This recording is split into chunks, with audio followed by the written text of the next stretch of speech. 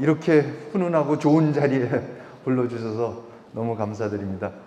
김병순 회장님 그리고 대덕넷의 이석봉 대표님이 저를 불러주셔서 오늘 일찍부터 도착해서 그 대덕의 그 가속기도 가서 보고요. 또 다른 기업체들도 보고 그러면서 오늘 말씀드릴 이 한국 사람 만들기라는 게 굉장히 잘 되고 있다라는 그런 걸 오늘 많이 느꼈습니다. 제가 그 제목을 이렇게 붙인 이유가요. 이게 지금 제가 쓰고 있는 책입니다. 그래서 한국 사람 만들기 1, 2, 3권까지 나왔습니다. 그래서 오늘 사실은 4, 5, 6권까지 나와야 되는데 아직 3권까지밖에 못 썼는데 오늘 강연에서는 이 내용을 이제 한번 간추려서 말씀을 드려보고자 합니다. 제가 좀 어려서부터 이 역마살이 있어서 참 외국에 많이 다녔습니다. 제가 그 초등학교, 우리 땐 국민학교라 그랬지만 국민학교 2학년 때요. 1966년에 저희 아버님이 그 교수셨는데 그때 외국에 그 교환 교수로 가셨어요. 그래서 초등학교 2학년 때 66년에 미국의 뉴헤이븐이라는 조그만 도시에 그 예일 대학이 있는 그 도시인데 거기를 이제 어려서 갔습니다. 그러니까 영어는 진짜 한마디도 못하고 가서 그때 뭐 무슨 외국 학생들한테 뭐 이렇게 가르쳐 주는 것도 없어서 첫날 수업부터 그냥 생생히 기억이 나는데 한마디도 못 알아들으니까 이제 반 뒤에 앉아가지고 그냥 책 주고 아무거나 보라고. 그래서 이제 그렇게 시작을 했는데 이제 1년이 지나니까 이제 영어가 되기 시작하고요. 어렸으니까 역시. 근데 아직도 생생히 기억나는 게 이렇게 길가를 가다 보면요. 어머니랑 이제 아버지랑 어디 가다 보면은 그 외국 아이들이, 이제 뭐 미국 아이들이 저를 보면은 그때만 해도 동양 사람이 너무 없으니까 저를 보면 이제 깜짝 놀래요, 다들. 이제 어린애들이 어쩔 수 없이 이제 막 깜짝 놀라더니 자기랑 같이 가던 엄마나 아빠 보고 아버지 보고 저를 보더니 차이니즈 그래요. 그래서 처음에 이제 그게 뭔지도 몰랐는데 이제 어느 정도 영어가 되기 시작하니까 이제 알아들으니까 어느 날 제가 이제 용기를 내서 또 어떤 애가 지나가는데 저보고 차이니즈 그래서 제가 딱 맞고 I'm not Chinese 그랬어요. 그랬더니 애가 깜짝 놀라더니 그래서 딱 보더니 Japanese 그러는 거예요. 그래서 내친 김에 제가 I'm not Japanese 그랬어요. 그랬더니 얘가 What are you 그러는 거예요. 그럼 너 뭐니에요? 그래서 I'm Korean 딱 이랬죠. 그랬더니 얘가 뭐라 그랬는지 아세요? What is that? 그러는 거예요. 그게 뭐냐는 거예요. 그러니까 자, 요즘 세대는 이게 도대체 무슨 얘기인지도 모를 진짜 이 꼰대 세대의 얘기인데 요새야 진짜 한국 사람이 누군지를 모르는 사람이 어디 있습니까 지금 전 세계에. 근데 제가 그때만 하더라도 What is that? 그러는데 세상에 이런 황당한 답이 없더라고요. 그럼 도대체 이거 어떻게 설명을 해야 되는 건지 한국 사람이 누군지 진짜 차이니즈하고 자파니즈하고 코리안이 어떻게 다른 거를 내가 어떻게 설명을 해야 되는 건지 참 그래서 어려서부터 이게 어려서 저는 그때부터 이제 한국 사람이 누군지를 내가 설명하고 다녀야겠다. 이제 드디어 내가 알아가지고 한국 사람을 설명해야겠다. 그래서 이제 한국 사람 연구를 나름대로 했고 학교에서 그 가리키기도 하고 그랬는데 또 한 번 이제 이게 어렸을 때의 경험이고요.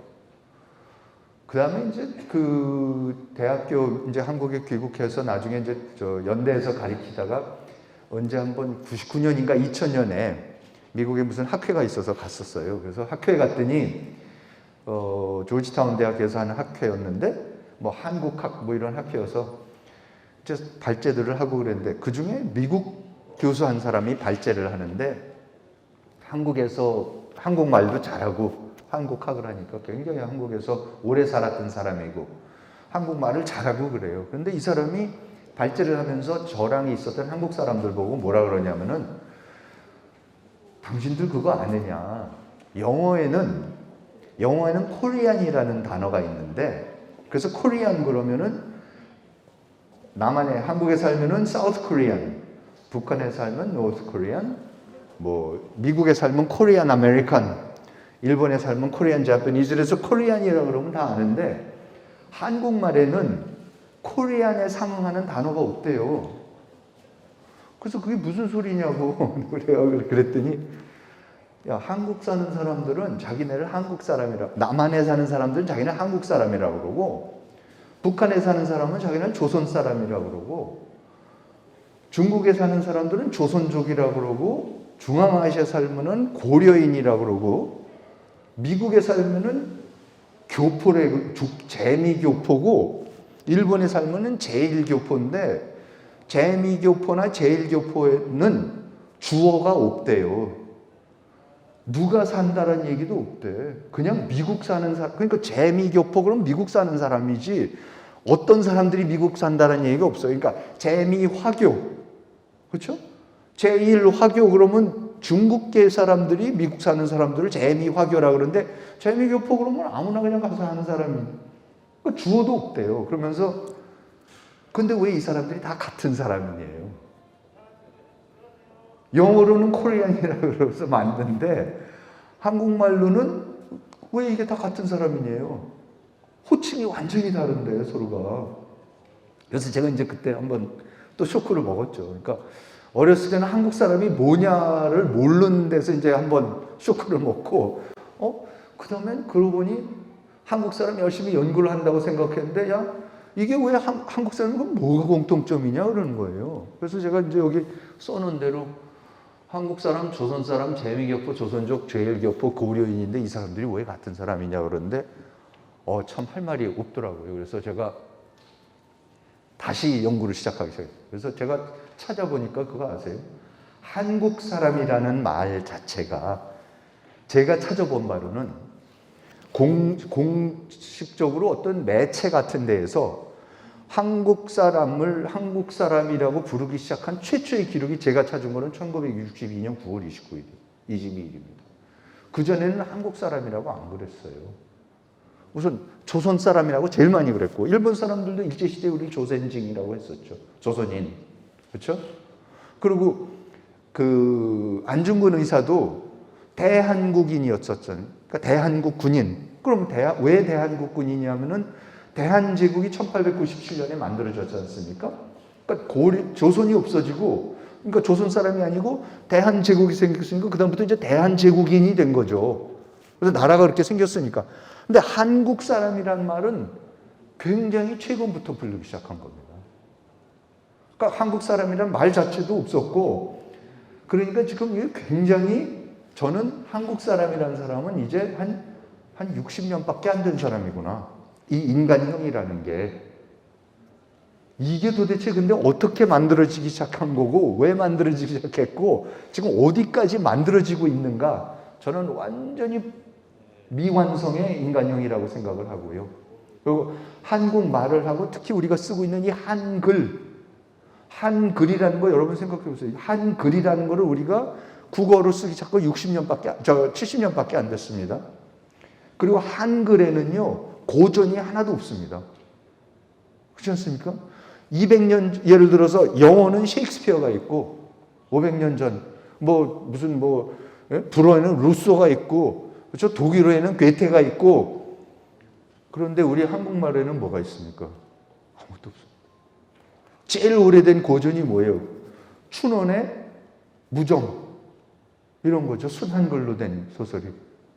근데 그것도 뭐 친일파 어쩌고 해서 읽지도 못하게 하고 요새는. 그렇죠? 그러면 굉장히 새 나라고, 새 말이고, 아직 고전이라고 할 수 있는 것조차도 축적이 안 돼 있는, 정말로 우리 어렸을 때 새 나라의 어린이는 일찍 일어납니다 했었는데 정말로 새 나라입니다.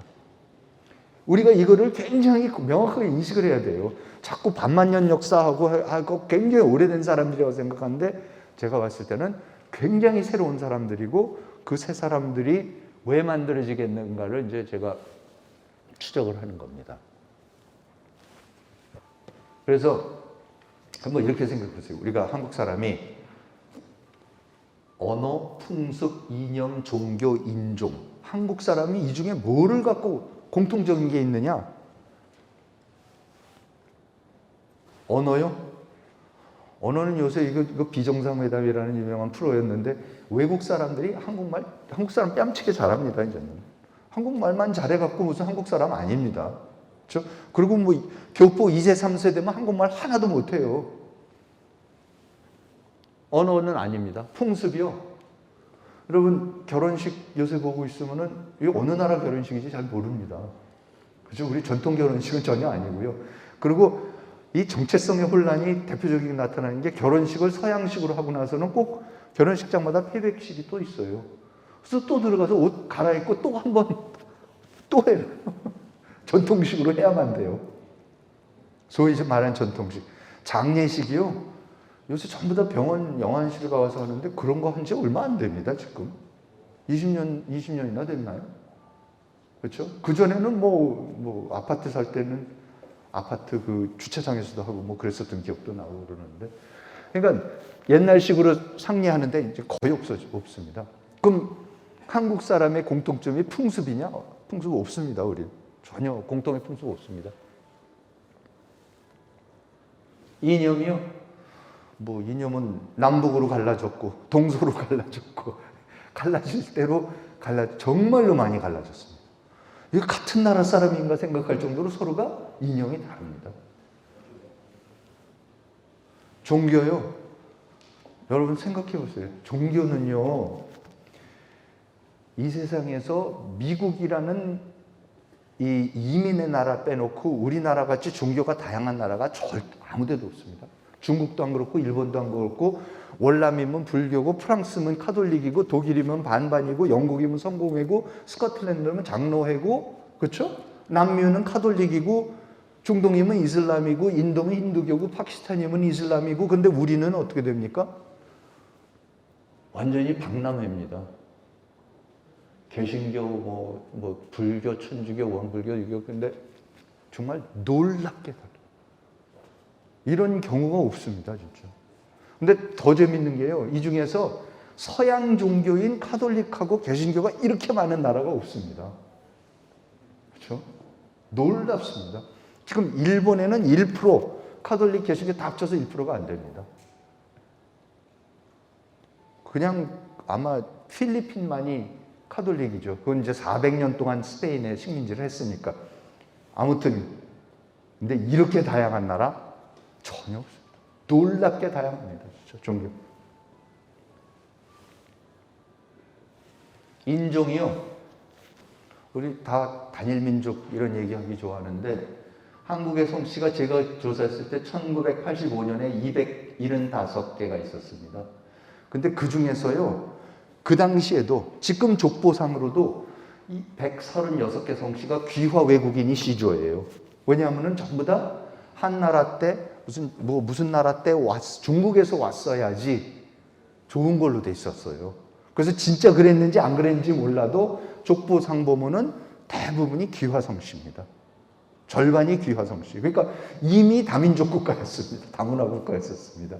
그런데 거기다가 2015년에 제가 조사했을 때는 5,582개의 성씨가 생겼습니다. 놀랍지 않습니까? 지금은 더 많아졌겠죠. 왜 그렇습니까? 우리가 2010 몇 년이죠? 15년인가 16년에 2006년인가에 다문화주의를 선포를 했습니다. 공식적으로. 그래서 외국에서 뭐 파키스탄이든 어디든 와서 귀화를 하면은 아무나 귀화할 수 있고요. 귀화할 자격이 돼서 귀화를 하면은 귀화하는 사람들이 한자로 된 자기 이름 뭐 세 글자 뭐 이렇게 쓸 이유가 전혀 없죠. 다 한글로 자기 이름을 그 뭐 모하메드 뭐라고 하면 이렇게 쓰는 거죠, 그냥. 본도 그렇게 쓰는 거죠. 그렇게 해서 생긴 성씨가 지금 5,582개입니다. 그 중에 오리지널은 275개 빼면은 5,200개가 새로 생긴 성씨입니다. 인종이나 이런 게 우리를 규정하느냐? 이제 한국 사람 전혀 그렇지 않습니다. 다문화 가정 출신이 벌써 군대에 이제 가기 시작했죠. 그래서 2019년에 3,000명이고요. 2022년에 5,000명이 되고 2028년에는 12,000명이 될 겁니다. 군복무를 하는 사람이. 다문화 가정 출신들이요. 이렇게 지금 우리가 나라가 달라지고 있습니다. 그래서 저는 어렸을 때 초등학교 2학년 때 질문 받고 쇼크 먹고서는 한국 사람이 뭔가 본질을 찾다가 나중에 다시 한번 충격을 받고는 한국 사람의 본질, 엑기스, 모든 한국 사람의 공통적인 거 뭔가를 찾는가를 포기하고 그런 것보다도 왜 한국 사람들이 이렇게 다른가? 왜 이렇게 갈라졌을까? 왜 이렇게 다양할까? 왜 이렇게 종교도 다양하고 이념도 다양하고 어쩜 이렇게 문화적 배경도 다양하고 그럴까라고 질문을 다시 해야 되겠구나 생각을 해서 한국 사람은 왜 이렇게 다양한가로 저의 문제의식을 바꿨습니다. 그러고 나서 보니까는 훨씬 잘 보이기 시작하더라고요. 자, 그러면 조선 사람이요. 이런 겁니다. 한국 사람 이전에 조선 사람은 있었습니다. 왜? 조선이란 나라가 500년이 가면서 원래 천년 불교를 하던 나라 아니었습니까? 신라 시대, 그러니까 삼국 시대부터 통일 신라에서 고려 시대 내내 불교 국가였었어요. 그럼 천년 불교를 했습니다. 376년에 아도순도가 고구려에 뭘 갖고 동진에서 뭘 갖고 왔고 1392년에 조선이 세워지니까 그때까지 천년 동안 불교를 했던 나라인데 조선이 세워지면서 주자성리학이라는 완전히 새로운 중국의 철학을 들여와서 주자가 1200년에 죽습니다. 그러니까 1392년에 나라를 주자학으로 세우는 것은 아주 최첨단 사상을 갖고 세우는 겁니다. 더군다나 명나라라는 나라가 1368년에 최초로 세우는데 1392년에 우리가 그걸 따라하거든요. 그러니까 저는 비유를 하자면은 미국이 1776년에 자유민주주의로 나라를 만들었더니 그로부터 30년 후쯤에 옆에 있는 나라가 따라서 만드는 것 같은 겁니다. 굉장히 빨리 만드는 겁니다. 그래서 그때부터 완전히 불교 국가를 이 다른 나라로 만들기 시작합니다. 그 얘기가 이제 제가 일본에서부터 조선 사람 만들기부터 시작을 하는데 재밌는 얘기 너무 많습니다. 우리나라 사람들이 우리말로 장가 간다라는 말 있지 않습니까? 장가 간다는 게 뭔지 아세요? 그러니까 결혼할 때 남자는 장가 가고 여자는 시집 가지 않습니까? 시집 간다는 건 뭐예요? 결혼을 해서 여자가 시댁에 가는 거죠, 진짜로. 시부모 댁에 가는 거죠. 그럼 장가 가는 건 뭡니까? 장인 장모 댁으로 가는 거예요, 누가? 남자가. 근데 장가 갑니까? 장가 안 가요, 한국 사람들. 근데 조선조 세워질 때까지는 장가만 갔습니다. 고려 시대까지 고려 사람들은요, 결혼하면 남자가 여자 집에 가서 살았어요. 경제권을 여자들이 갖고 있었습니다. 그래서 여러분 그거 아세요? 다 외가에서 자라요. 그러니까 우리가 외가가 아직도 더 이렇게 외삼촌이 친삼촌보다 이모가 고모보다 이렇게 친한데 외할머니가 친할머니 이게 다 외가에서 자라온 수백 년 동안. 그러니까 그 오죽헌 아시죠? 강릉의 오죽헌이 율곡이 외가인 신사임당 집 외가로 가서 그 자란 걸로 돼 있잖아요. 근데 그거 대부분 모르시는 게 뭐냐면은 그 오죽헌이 신사임당의 외가예요. 그러니까 신사임당의 어머니 쪽이에요, 다. 어머니 쪽에서 아버지들이, 할아버지들이 다 장가 오는 거예요. 신사임당의 남편 율곡의 아버지까지도 그렇게 살았었습니다. 그리고 죽으면은 전부 다 처가의 선산에 묻혔었어요. 그게 이제 바뀌기 시작하는 게 굉장히 나중에 와갖고 한 18세기쯤 오면 완전히 이제 뿌리 이게 바뀌기 시작하는 거지만 아무튼 그렇게 오랜 세월을 거쳐갖고 만들다 보니까 조선 사람이라는 건 이제 만들어져요. 19세기쯤 오면은. 그래서 삼강오륜, 사서삼경 해갖고 하는 그 선비 이런 거 하는 산홍공상, 반상의 차별, 양반 이런 사회가 이제 만들어지는 거죠. 그런데 이 조선 사람이 1910년에 이제 없어집니다. 1910년에 나라가 없어지니까 조선 사람이 없어지는데요. 더 중요한 거는 1910년에 나라만 뺏긴 게 아니라 조선 사람은 나라 뺏기기 벌써 훨씬 전에 이 주자성리학을 버립니다. 조선 사람들이 자발적으로 버려요.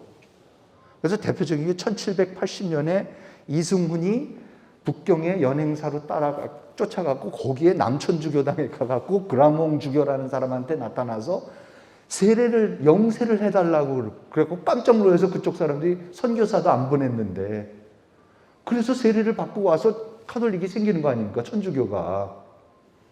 근데 그게 누구냐면 사대부들이에요. 사대부들. 예? 안동, 권씨, 이런 권철현 이런 분들 전부 다 최고의 사대부들이죠. 정약용, 정약종, 정약전, 정하상 전부 다 그 순교한 분들도 다 그 집안이고. 그러면은 주자성리학의 사제들이어야 지켜야 되는 사람들이 자기네가 먼저 자발적으로 외래 사상을 받아들여 갖고 천주교가 들어오는 거예요. 그건 뭐냐면 그러면서 제사 안 지내겠다 그러면서 이게 완전히 배척을 하는 거죠. 주자성리학을. 그러기 시작하면서 동학이 나오고 뭐 개학파 나오고 개신교 나오고 이게 전부 다 뭐냐면 사실은 조선조의 그 주자성리학적인 질서를 다 거부하는 겁니다. 그래서 1910년에 나라가 없어졌을 때는 나라만 없는 백성이 아니라 뭐예요? 자기의 전통을 거의 다 거부한 사람들입니다. 극소수 일부 양반들 빼놓고는. 그렇죠? 그래서 완전히 자기 나라를, 그러니까 나라 뺏기고 자기 문명 거부하고 그러면 뭐예요? 남는 게 뭡니까? 사실은 완전히 새 나라, 새 사람이 이제부터 만들어져야 되는 완전한 그냥 백지 상태가 되어버리는 거예요. 그래서 조선 사람이 조선을 거부하고 조선이 망했을 때 한번 여러분 생각해 보세요. 조선을 망했을 때 조선이 망한 거를 슬퍼할 사람이 누가 있었는가? 민씨 척척 조금 하고 그 중에서도 뭐 그렇게 민영환 씨 한 분 빼놓고는 뭐 왜냐면 그 다음에 너무 잘 살았으니까 일제시대는 여성이 조선조가 없어지는 거를 슬퍼했겠습니까? 얼마나 착취당하고 천시되고 그랬었는데 천민, 무반, 서울, 서북인, 향리, 평민 누가 조선조를 참 슬픈 일이지만 그게 어디서 나타나면요 3.1운동이에요. 3.1운동 때 여러분 3.1운동이 1919년에 나라 잃은 지 9년 만에 전 국민이 들고 일어났습니다. 놀라운 평화 시위를 했습니다. 그런데 주장이 뭐였습니까? 뺏긴 나라 되찾겠다. 국권을 회복하겠다 그랬습니다. 그럼 국권을 회복하려고 그러면은 9년 전에 지금 어떤 나라를 뺏겼습니까? 대한제국을 뺏겼죠. 조선을 뺏겼어요. 그럼 국권 회복이면 뭐예요? 조선조를 다시 세우자 그래야 되죠. 대한제국을 다시 세우는 게 국권 회복 아닙니까? 근데 3.1운동이 일어나서 나온 임시정부고 뭐고 그 중에서 대한제국이나 조선을 회복하자, 국권을 회복하자는 사람이 누가 있었습니까? 단 한 명도 없었습니다. 단 한 명도 나라 망한 지 9년밖에 안 됐는데 조선조 다시 복원하자, 대한제국 복원하자는 사람 단 한 명도 없었어요. 그렇지 않습니까? 너무 이상한 일, 놀라운 일 아닙니까? 그러면 이제 뭐예요? 그럼 혹시 국권을 회복하면은 무슨 나라를 만들 거냐? 조선조 아니에요. 대한제국 아니에요. 이시왕조 아닙니다. 순종 다시 모셔오는 것도 아니고 영친왕 모셔와서 다시 왕자 옥제 앉혀갖고 다시 그 대통을 이어가라는 게 아닙니다. 그럼 뭡니까? 혹시 국권을 회복하면은 어떤 나라를 만들 것인가를 이때부터 고민하는 거예요. 그래서 누구는 블라디보스톡으로 가고 누구는 하바롭스크로 가고 누구는 상항으로 가고 누구는 나성으로 가고 누구는 하와이 가고 누구는 도쿄 가고 누구는 중경 가고 누구는 상하이 가고 그러면서 기독교로 개종해보고 막스주의 공산주의도 해보고 별하별 조직 다 해보고 운동 다 해보고 신문 만들어보고 별거를 다 하면서 온갖 핍박과 이거를 다 받으면서 그러면서 새 나라가 혹시 생기면 어떤 나라 만들 것인가? 전 세계를 다니면서 그거를 만드는 게 그게 우리가 20세기 초반의 역사입니다. 나라 잃은 다음에 그거를 하는 겁니다. 그러니까는 1945년이 되니까 이 양반들이 다 모여드는 거예요. 그러니까 소련에 가서 소련 말, 러시아 말 완벽하게 하고 그 체제 완벽하게 배운 사람들하고 미국 가서 기독교인들 돼갖고 미국 체제 완전히 배운 사람들하고 일본 가서 일본 말 완벽하게 하고 일본 체제 다 배운 사람들하고 중국에 가서 중국말 그렇지 않습니까? 우리 1945년에 지도층을 생각해 보세요. 무슨 뭐 이승만 박사, 무슨 뭐 윤보선 박사는 에딘버러 대학교 나왔고, 뭐 이승만 박사 이름 말할 것도 없고, 박헌영도 무슨 어디니까 모스크바에서 그 민족 학교 나왔고, 뭐 김구 선생은 뭐 상해 중경에서 내내 사시느라고 중국말 유창하게 했고, 일본에 물론 뭐 일본에서 일본 말은 뭐 당연하고요. 그러니까 세계의 최첨단 사상과 종교와 모든 것을 다 수십 년 동안 해보고 전부 다 모여둔 거예요, 45년. 그런데 당연히 합의를 못하죠. 이 중에 어느 한국인을 할 거냐. 합의를 못하니까 나라가 남북으로 갈라지고 안에서도 지금도 갈라져 있는 거예요.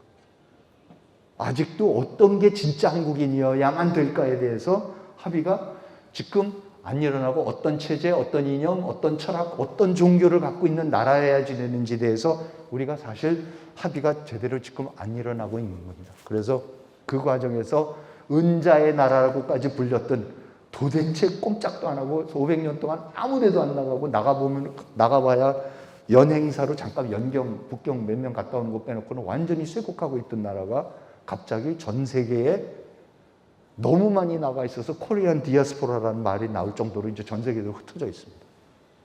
그래서 재외동포가 지금 175개국에 720만이 나가 있다 그러는데 뭐 엄청난 일이죠. 갑자기. 그 이유가 지금 말씀드린 겁니다. 그러면서 이제 저는 이거를 정리를 이제 나름대로 한 겁니다. 그래서 그러면 몇 가지 종류 대안을 찾았느냐? 이 새로운 나라를 찾으면은 어떤 나라를 세울 것인가에 대한 대안들을 찾아다녔는데, 제가 정리한 바로 한 5가지가 있습니다. 그래서 이제 첫 번째가 친중 위정척사파. 그러니까 우리가 아직도 사서삼경, 효도, 충효 사상, 그렇죠? 우리 한자 알아야지 유식한 거예요. 삼국지, 수호지 정도는 알아야지 돼요. 이게 다 우리 거라고 생각해요. 이거 중국 건데 원래. 너무나도 중국 사람보다도 더 완벽하게 중국 문명을 우리가 습득하고 있고, 그거에 대한 굉장한 자부심과 자랑. 그렇죠? 그래서 연초가 되면 이렇게 다 붓글씨도, 정치 지도자는 이런 것도 쓸 줄 알아야 되고, 전부 다 그런 걸 할 줄 알아야 돼요. 친중의정척사파입니다. 아직도 충효사상, 아직도 향교 있고, 아직도 한국 사람의 70%가 아직도 제사를 지냅니다. 놀라운 거. 주자 가래에 따라서 제사를 지냅니다. 그 다음에 둘째가 이제 친일 개화파. 박영효, 김옥균, 서재필 이런 양반들이 일본을 1880년대에 보고서 맨날 하여튼 수백 년 동안 중국이 문명의 중심이라고 생각하던 조선 사람들 중에서 어떤 사람들은 일본이 문명이구나, 일본이 문명의 중심이고 중국은 야만이구나라는 이 엄청난 세계적 전환을 합니다. 그게 개화파입니다. 놀라운 사람들이죠. 아직도 우리는요, 일본에 대한 엄청난 컴플렉스가 있죠. 일본을 따라잡아야 되는 것 같고, 하여튼 친일파라는 말처럼 저는 재밌는 말이 없어요. 왜냐하면 매국노라는 말도 있고 배신자, 반역자라는 단어가 분명히 있는데 그 단어 다 필요 없고 그냥 친일파라 그러면 매국노, 배신자 이런 얘기가 다 담아 있어요. 더 이상의 욕이 있을 수가 없어요. 그런데 친중파 그러면 그냥 중립적이에요. 친미파 그러면 굉장히 나쁜 뜻이 점점 많이 나. 친일파만큼은 아니지만 친일파, 친미파는 굉장히 나쁜 뜻이 있고, 친중파, 친러파 그냥 중립적이에요. 근데 이 일본에 대한 우리의 이건 정말 놀랍습니다. 요즘 젊은이들은 그런 거 굉장히 많이 극복을 했다 그러지만은 어쨌든 유니클로 같은 거 그렇게 편하고 싸고 좋다고 맨날 입다가 또 뭔 일만 생기면 또 불매운동 벌인다고 그 앞에서 이중성, 정말 이 일본만 하면은 이런 일이 벌어져요. 아주 이상한 그 컴플렉스가 있는데, 아무튼 이 일본이라는 게 우리한테 굉장히 큰 지금 숙제입니다. 그래서 한쪽은 따라가고 싶고, 일본에서 누가 노벨상 땄다 그러면 우리도 죽어도 노벨상, 딴 데서 노벨상 탄 건 관심 없는데 일본이 노벨상 땄다 그러면 이제 그거 어떻게 따라가야 되는 거고, 그렇게 돼 있고, 그 다음에 친미 기독교파. 이건 무슨 배제, 숭실, 연희, 이화 이런 그 근대 이런 거는 물론이지만은 하여튼 이 기독교 영향 빼놓고는 우리의 근대화를 거의 논할 수가 없습니다. 이건 나중에 또 조금 더 자세히 말씀드리고, 그 다음에 신소 공산주의파. 1917년에 볼셰비키 혁명이 났을 때에 막스주의가 뭐냐면 반제국주의, 반자본주의의 이념이에요. 그러면 조선 사람의 입장에서 일본의 자본주의, 제국주의 밑에서 신앙하고 있는 조선 사람 중에서는 막스주의만큼 안성맞춤인 이념이 없었어요. 거기다 돈도 내주지, 조직 만들어주고 다 그래죠. 그러니까는 신소 공산주의는 당연히 엄청나게 생겨요. 그리고 끝으로 인종주의파, 제가 그랬는데, 이게 이제 독일서 들어오는 겁니다. 인종주의라는 게. 근데 인종주의가 뭐냐면은, 여러 가지 있지만, 여러분, 복스바겐 있죠? 복스바겐 할 때 폭스라는 게, 포크의 와겐이라는 뜻이에요. 포크, 민중의 마차예요. 폭스바겐이. 근데 그 포크라는 개념이 포크송 할 때, 영어의 포크송 옛날에 송창식 이런 사람들 하는데 포크송 했잖아요, 윤영주. 그 포크송이 그 포크송이에요. 그게 영어로 포크송이고 독일 말로 복스바겐 할 때 그게 되는 거죠. 그러니까 이거는 뭐냐면은 이 고급 문화가 아니라 이 민중의 어떠한 이 질박한 문화, 이것이 이제 이 사람들의 진짜 정체성이다. 이제 이렇게 나오고, 그런데 그 질박한 정체성의 핵심이 뭐냐 하면은 결국 뭡니까? 나라 잃고 문명도 잃고 거부하고, 종교는 다 다르고, 언어 다 다르고, 이념 다 다르고, 가치관 다 다른데도 우리가 다 하나다라고 엮어줄 수 있는 게 뭡니까? 피예요, 피. 혈통이 갖다 대는 거예요. 이 혈통주의가 그래서 나오는 거예요. 이게 독일 사람들이 만들어내는 겁니다.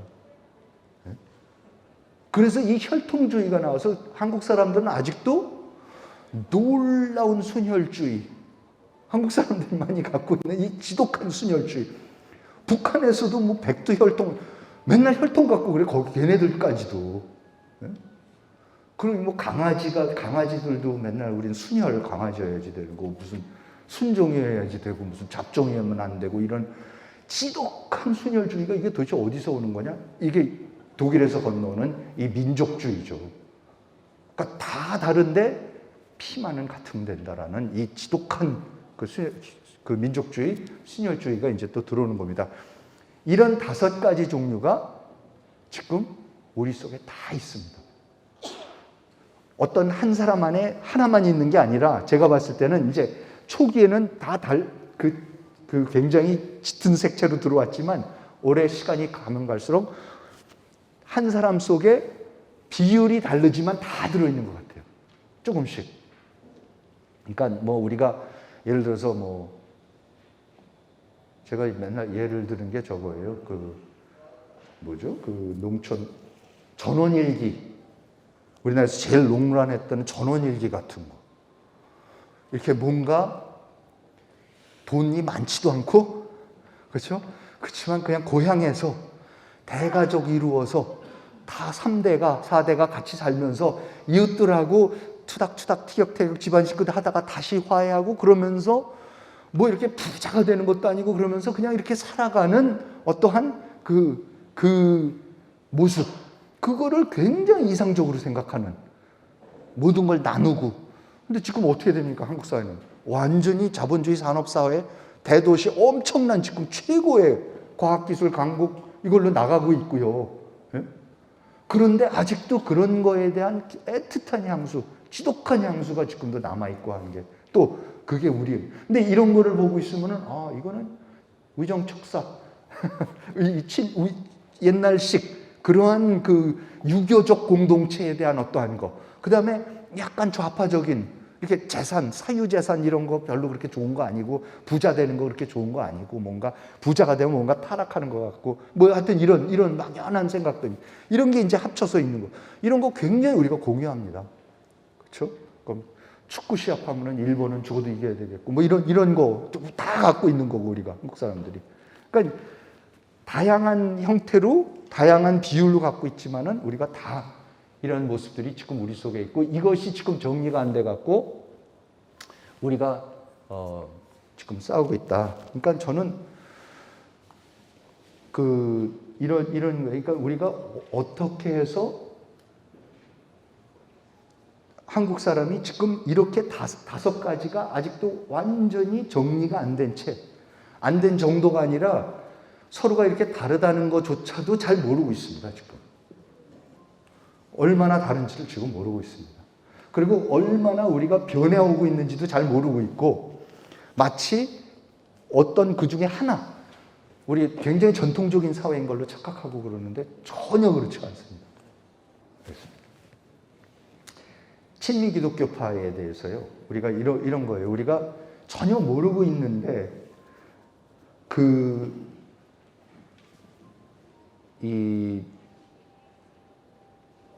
이게 제일 최근에 썼던 책이기 때문에 이 부분에 대해서 조금만 말씀드리면 이런 겁니다.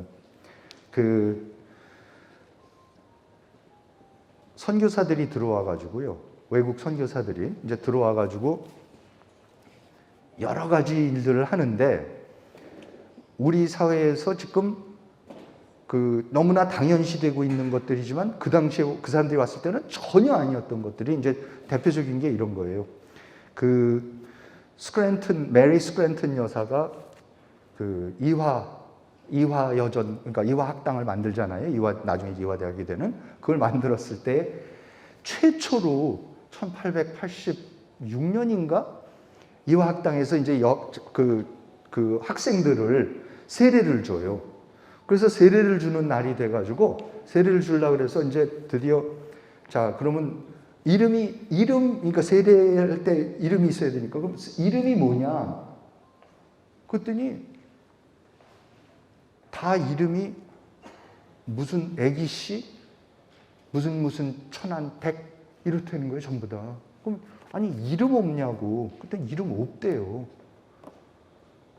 아주 양반집 여성들 빼놓고는 한국 여성들이 이름이 없었습니다. 그래서 아니 그럼 이걸 어떻게 해야 되느냐 그래갖고 그러면은 할 수 없다. 그냥 성경에 나오는 이름들을 지어주자. 그래서 나온 이름들이 뭡니까? 여매래, 그렇죠? 김환란, 하란사, 박에스터. 아시겠어요? 그러니까 박에스터는 에스더죠, 에스더. 근데 여매래가 뭔지 아세요? 메리. 그렇죠? 하란사가 누굽니까? 낸시. 그렇죠? 환란은 뭡니까? 김환란. 헬렌 김이에요. 그렇게 해서 여성들이 이름들이 생겨나기 시작합니다. 그러니까는 조선시대의 말에 가면은 일반 여성들이 이름이 없다가 이름을 얻게 되는 게 지금 말씀드린 대로 기독교 밑에서 이름을 개종하는 사람들이 이제 이름을 얻게 되는 거고 일제시대로 곧바로 들어가잖아요. 그러니까 한국 여성들의 이름이 전부 다 어떻게 됩니까? 이름이 없던 여자들이 이름을 쓰려 되니까 일본 이름을 쓰죠. 그러니까 뭐예요? 방자, 미자, 순자 전부 다 꼭 이름이 들어가죠. 그 전에 한국 이름이 있었는데 조선 이름이 있었는데 그걸 바꾼 게 아니라 아예 이름이 없었어요. 그러니까는 기독교를 개종하면 미국 이름이 생기는 거고 그냥 아니면 일제시대가 되니까 일본 이름이 생기는 거예요. 그렇게 그 다음에 또 하나 예를 들게요. 선교사들이 조선에 와서 야, 성경을 이제 들고 왔는데 성경을 번역을 해야 되겠는데 성경을 무슨 말로 이제 번역을 할 거냐 문제가 생기지 않겠습니까? 그런데 와서 보니까 이 사람들이 이 언문이라는 게 있더라는 거예요. 한글이라는 게. 근데 이게 400년 전에 세종대왕이라는 양반이 만들었는데 한 번도 안 썼대요. 조선 사람이 한글로 된 책이 하나도 없었어요. 그러니까 역사책, 철학책, 과학책, 정부 문서 모든 거 뭐라면 선교사들은 이 사람들 다 이걸 차이니즈로 하고 있다는 거예요. 중국말로. 한문이 중국말이니까. 자기네들 말로 된 문학도 없고 아무것도 없더라는 거예요. 그런데 그 글이 있는 거예요. 그 글이 이제 뭐 어떤 사람들이 이렇게 편지 쓰고 무슨 숲수기로 여성들이나 애들이 이런 거 쓴 거, 이런 거가 쪼가리들이 남아 있는 거죠. 그런데 그래서 그때 선교사들이 뭐라고 그러는지 아세요? 자기네가 이 한글이라는 걸 발견한 순간에 그 기쁨이라는 게 알리바바가 그 도적대의 동굴 앞에 가가지고 열려라 참깨 3번 해갖고 그게 열려서 그 안에서 보물을 발견했을 때의 그 감격보다도 언더우드니 게일이니 아펜셀런이 이런 분들이 이 성서 번역을 하는데 한글을 쓰면 된다는 걸 발견했을 순간에 그 환희는 훨씬 더 했다는 거예요. 그러면서 이제 그러면서 그때부터 이 사람들이 이거를 번역을 해내기 시작한데, 여러분 생각해 보세요. 한글로는 단어가 없었잖아요. 개념이 없었잖아요. 안 썼던 말이니까. 그죠? 여러분들 세종대왕하고 김종서가 대화를 나눴으면은 전부 다 말로 하는 거가 있지만 대부분 뭐예요? 상소로 하고 글로 해요. 왜냐하면 이 복잡한 개념들을, 정치적인, 철학적인 이런 사회적인 개념들이 우리말로 돼 있는 게 없었어요. 한국말로. 다 글로만 됐죠. 한문으로만. 그러니까 말은 우리말로 하고 글은 한문으로 쓰고. 그럼 생각해 보세요. 진짜로 그 사관들이 김종서하고 세종대왕이 대화하는데 옆에 사관들이, 이거 우리가 그 왕조실록 있잖아요. 사관들 생각해 보세요. 지금 두 양반이 우리말로 이거 비슷한, 지금 이 말씀드리는 한국말 비슷한 말로 하는데 옆에서 뭐예요? 이 사람이 초소로 한문으로 그걸 써요. 그러니까 동시통역도 이런 동시통역이 없어요. 지금 뭐 한국말을 영어로 동시통역하는 게 힘들다는데 그건 유가 아닙니다. 놀라운 동시통역을 하는 거죠. 근데 그 대신 뭐예요? 한글로는 얘기가 하나도 없어요. 그러니까 이거를 번역을 하기 시작하는데 이 작업이 얼마나 힘드니까. 놀라운 작업을 해내기 시작하니까, 그래서 1900년에 최초로 우리나라로 한글로 된 단행본이 나오는데 그게 신약성서예요. 그전에는 한글로 된 단행본이 없었어요. 그리고 한 가지만 더 말씀드릴게요. 예를 들어서 이런 겁니다. 제가 퀴즈 항상 내는데, 우리나라 사람들이 제일 먼저 투표를 해본, 자기 지도자를 뽑는 선거라는 걸 해본 게 언제냐? 보통 우리가 교과서에서 배우기를 1948년 제헌국회 선거 때 투표를 해봤다. 그래서 이제 사진들도 있잖아요. 뭐 이렇게 할머니들이 막 투표하면서 하는 거고, 뭐 애들이 옆에 서 있고, 이런 사진들도 많고. 그런데 아닙니다. 언제 투표한지 아세요? 1887년 10월 며칠 날 언더우드 목사가 그 만주에서 포교를 하고 있었던 로스라는 목사님이, 스코틀랜드 장로교 목사님이신데, 이 양반이 이제 한글을 사실 제일 먼저 이용해서 성서 번역 시작했던 분인데, 그날도 성서 번역 문제를 논하기 위해서 배를 타고 이제 만주에서 서울에 한양에 왔어요. 그래서 두 분이서 만나서 논의를 하고는 언더우드 목사가 로스 목사 보고, 야, 당신 굉장히 중요한 날 왔다, 오늘. 나랑 좀 같이 가자. 그래갖고 데리고는 그 같은 사는데 컴파운드 안에 한옥 집을 들어가갖고 갔더니, 똑똑 두드렸더니, 열었더니 거기 14명의 정장을 한 한국 남자들이, 조선 남자들이 있었다는 거예요. 그래서 그 자리에서, 거기에서 논의를 해서 거기서 2명의 장로를 선출을 했대요. 2명의 장로를 자기네 사이에서 선출을 하고, 투표를 해서 선출을 하고, 그래서 세문안교회라는 교회가 설립이 되는 거예요. 근데 무슨 말씀을 드리는 거냐면, 장로라는 건요, 장로회가 뭡니까? 장로를 누가 뽑습니까? 일반 교인들이 뽑는 게 장로예요. 그리고 장로가 목사님을 뽑아오잖아요. 그러니까 지도자를 뽑는 게 밑에서 일반 사람들이 지도자를 뽑는 거가 제일 먼저 하는 게 장로교가 제일 먼저 하는 겁니다. 그러면은 조선시대 내내, 그러니까 일제시대 내내, 저 일제시대 말이 되면은 한 30만 정도의 개신교도들이 있었다 그러는데 우리나라 많은 부분이 장로교 아니면 감리교, 감리교는 물론 다르지만은 장로교가 태반은 됐는데 그건 뭐예요? 전부 다 장로는 보통 사람이 선출을 하는 거예요.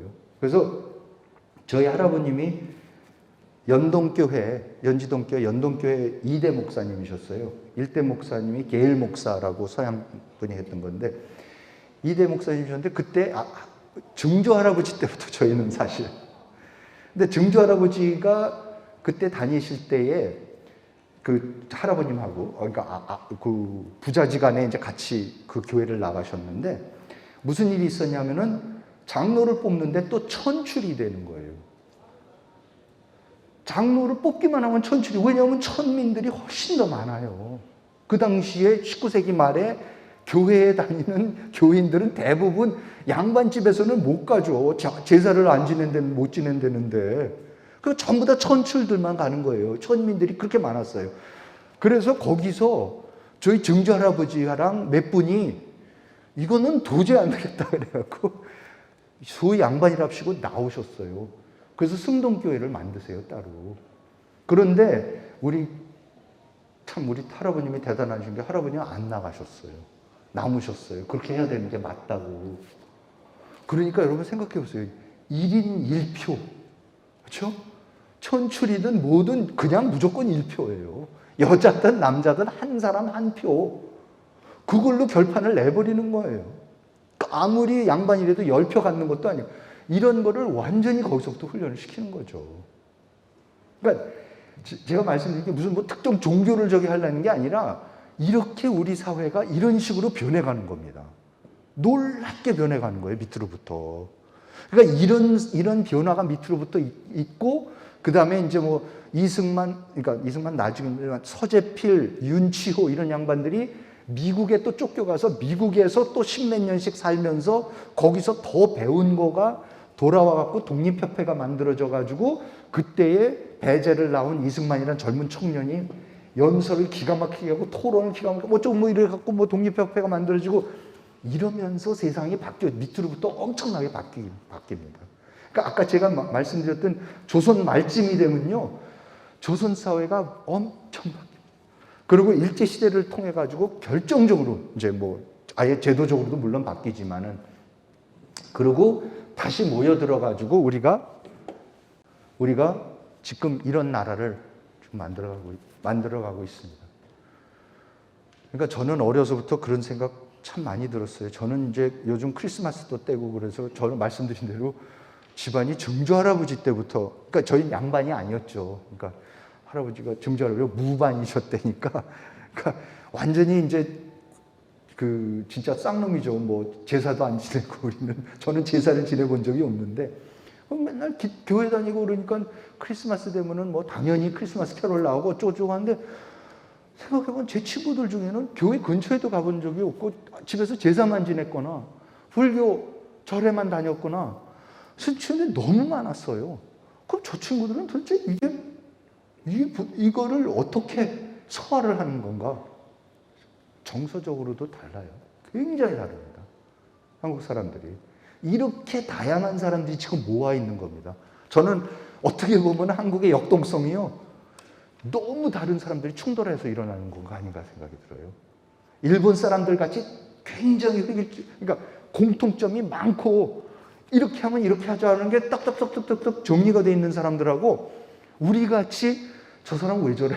저 무슨 말 하는 거야? 저 어디서 온 사람인데 저런 생각을 해? 어느 나라 사람이야? 라는 이런 게 굉장히 많은 사람들하고 근본적으로 이게 다릅니다. 중국하고도 물론 다르죠. 중국도 완전히 뭐 공산주의 사회에서 획일적으로 몇십 년을 살아왔던 사람들이기 때문에. 자, 그래서 저는 한국 사람은 이제부터 만들어가는 거다. 한국 사람은 지금부터 만드는 거다. 그럼 한국적인 게 뭔가? 한국적인 결혼식이 뭔가요? 여러분 외국에서 손님이 왔을 때 혹시나 야 한국 요새 정말 뭐 BTS도 나오고 뭐도 나오고 뭐 기가 막힌 나라인데, 야, 너희는 뭔가 전통이 있을 거 아니냐? 5,000년, 반만 년 됐다 그러는데, 그러면 한국식 결혼식 좀 한번 보여줘. 그러면 어떡하실래요? 어디 민속촌 같은 데 들어가서 가짜로 하는 결혼식 보여줘야 되는 거예요. 그렇죠? 장례식 어떻게 하는 거냐? 없어요. 그러니까 저는 진짜 한국 사람이 뭐냐? 이제부터 만들어 가야 돼요, 우리가. 외국 손님 들어왔을 때에, 아니면 우리끼리도 어떻게 하는 게 이게 우리가 갖고 있는 어떤 것들을 하나로 만들어주고 우리의 이 감동을 자아내고 이런 거를 할 수 있는가를 지금부터 다 발명해내야 돼요. 세종대왕이 집현전을 만들었던 이유가 뭔지 아세요? 세종대왕이 맨날 아까도 말씀드린 대로 세종대왕이요, 우리나라 역사상 최초로 왕조실록에 아예 나옵니다. 그렇게 뭐라고 나오냐면요, 이 김종서하고 대화를 하는데 왜 이렇게 우리나라 사람들은 친형을 안 하느냐? 친형이 뭐냐면 이제 남자가, 그러니까 여자가 남자 집에 가서 사는 주자성리학적으로 종법제도를 이제 하는 거죠. 남자 쪽으로 가는 거. 그걸 왜 안 하는 거야? 그랬더니 김종서가 뭐라고 하는지 아세요? 김종서가 우리나라는 남자가 여자 집으로 가서 사는 게 오래됐습니다. 이거 하루아침에 안 고쳐집니다. 그래요. 그랬더니 세종이 뭐라 그러냐면, 그러네. 그러면 자꾸 밑에 사람들 시키지 말고 우리가 본을 보여야겠네. 그래요. 그러면서 세종이 실제로 몇 년 후에 어떻게 하냐면 자기 이복 여동생을 숙신옹주, 그러니까 태종의 후궁의 딸이죠. 그러니까 자기 이복 여동생을 친형, 이 주자성리학적으로 해서 그러니까 친형이라는 게, 그러니까 남자 집에 사당에 가서 남자 조상님들의 위패 앞에 가서 인사, 제가 이 집으로 시집을 왔습니다라고 이제 인사하는 그거를 예를 이제 행하게 하는데, 아예 왕조실록에 제가 일권에 써놨지만 왕조실록에 이로부터 우리나라의 친형이 시작됐다고 해요. 조선 최초로 시집간 여자. 그렇게 나라를 바꿔갑니다. 그러니까 그러면서 집현전에서 뭘 하는지 아세요? 뭐가 일어나면은 꼭 신하들한테 뭐라 그러냐면, 이거는 어떡합니까? 그러니까 이제 새 나라를 만들었으니까 새 예법이 있어야 되겠고, 전에는 불교대로만 했으니까 그러면 꼭 하는 얘기가, 우리의 예법을 참조하고 고래를 중국의 그 예를 참조를 해서 좋은 거를 만들어내라고 시키는 거예요. 그래서 뭐 청산문, 박팽년, 하위지 이런 사람들이 맨날 뭐 집현전에서 밤새 일하고 있으면 뭐 잠들면 이세종대왕이 오셔서 뭐 담요를 덮어줬다 뭐 이런 감동적인 스토리가 있는데, 거기서 뭘 연구를 했었냐면 새 나라에 맞는, 완전히 지금 나라를 개조를 해도 이런 개조가 없는데 이 개조를 해나가는 나라에 필요한 예법이 먼저 만들어집니다. 그러니까 예조의 역할이라는 게 너무나 중요한 게 리추얼, 예법이 만들어져야 돼요. 그러니까 저는 우리가 이런 행사를 할 때나 동창회를 할 때나 뭐를 할 때나 그 리추얼들이 있어야 되거든요. 예법이 있어야 되거든요. 그 예법이 지금 우리가 완전히 없어요. 그러니까 그만큼 한국적인 예법이라는 게 옛날식 예법이 있지만, 그렇죠? 조선시대 예법들은 많이 있지만 한국적인 예법에 맞아서 누가 보더라도 저건 한국적인 거다. 정말 굉장히 현대적이면서 한국적이고 이런 것들을 지금부터 만들어내는 거예요. 그러니까 저는 한국 사람은 막 길어야 70년 아니면 뭐 62년부터 쓰기 시작하게 말하면 60년밖에 안 된 나라고, 아직 문학도 없고 예법도 없다. 그런데 지금 놀랍게 나라가 발전해갖고 다른 거가 만들어지고, 지금 이 인프라가 갖춰지고 있고 이런 경제력이 갖춰지고 있습니다. 이제부터 이 문화권에서, 문화적인 측면에서도요, 사상적인 측면에 이런 데서도 정말 한국 사람을 만들어 가야 됩니다. 그래서 저는 이런 상황에서는 한국 사람의 이 놀라운 다양성, 아까 말씀드린 대로 생각해 보시면 우리가 이렇게 서로가 싸우고 갈등하고 하는 이유가 서로 다른 건데, 그걸 이렇게 뒤집어 놓고 생각해 보면 뭡니까? 지금 이렇게 다양하게요, 원래의 막스주의, 원래의 기독교, 원래의 일본, 원래의 이런 거를 가져와서 이렇게 최근에 가져와갖고 이거 갖고 지지고 볶고 하는 사람들이 아무데도 없습니다. 다른 어떤 나라도 이렇게 다양한 나라가 없어요. 거꾸로. 그러니까 이거를 어떻게 우리가 버무려서 여기 속에서 뭐를 만들어내고 낸다라면 정말 놀라운 게, 전혀 새로운 게 오히려 만들어질 수 있다. 다 직접 배워온 거고, 이승만, 김구임, 노선, 박헌영, 박정희 다. 그래서 저는 오히려 굉장히 독창적인 문명을 사실은 창출한 거고, 그게 한국 사람이다.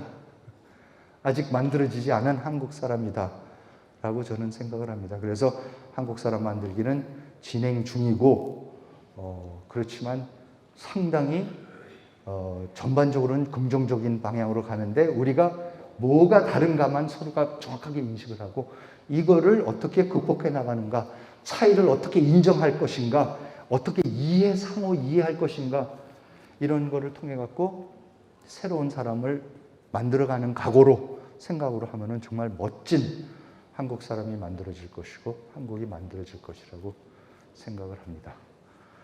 네, 이만 강연 마치도록 하겠습니다. 경청해 주셔서 감사합니다.